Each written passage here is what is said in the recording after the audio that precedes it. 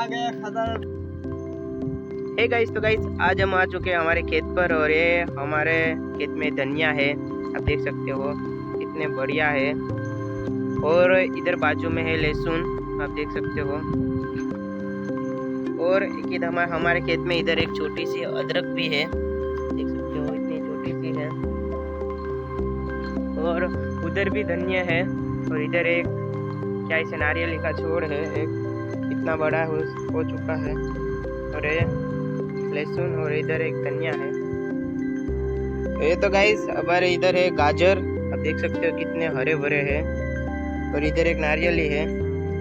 और इधर भी एक ये क्या बोलते हैं इसको, तो गाइस ये है अमरूद, आप देख सकते हो ये भी छोटा सा ही पेड़ है।